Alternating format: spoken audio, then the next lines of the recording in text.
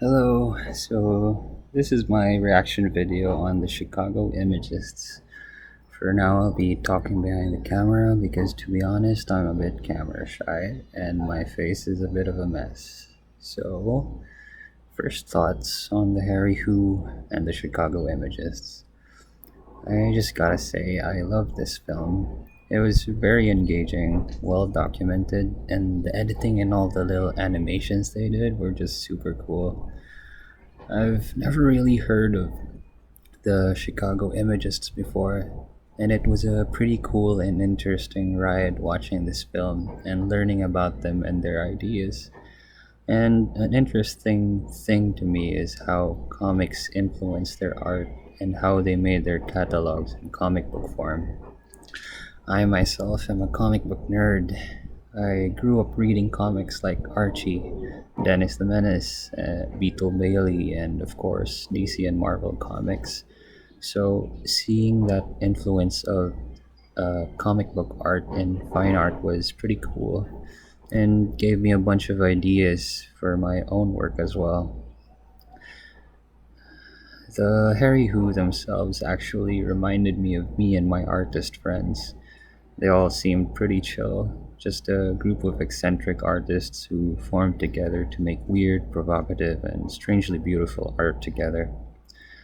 Their group shows seemed like a lot of fun. It wasn't the all formal types of shows that the public would come to expect from fine artists, but it was almost like a party and celebration of the Imagist art movement.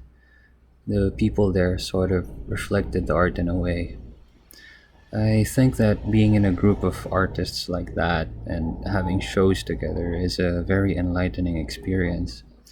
Although, as stated in the film, there is that sense of losing your individuality as an artist because your art is collectively being exhibited under the same name of the group.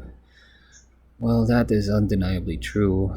I think at the same time, it's nice to pick up some lessons and be influenced by your peers to possibly apply their ideals and philosophies to your own art and your life, even. Uh, a quote that really resonated with me was what Barbara Rossi said about bringing something from the outside world that has spoken to you within this week. She says that we're out in the world every day. What is out there that speaks to us as individuals? Why is it important? And how is it affecting our art? From time to time, me and my closest group of friends would go up to the mountains and camp up there for a few days off the grid. Everything there, from the grass, the rocks, the rivers, and the view from the top of the mountain, speaks to me in a spiritual level. I go home and my soul feels full and energized. It never fails to cross my mind how I would like to live there, a simple and happy life where I can be connected to the world around me. This film has given me a lot to think about, particularly in how I make my art and the creative process behind it. Sometimes I think too much about concepts and all that, but now I feel that what really inspires me to make more and allows me to grow better and be proud of what I make is art that allows me to have fun. And yeah, I guess that's my takeaway from this film. That's all. Thank you.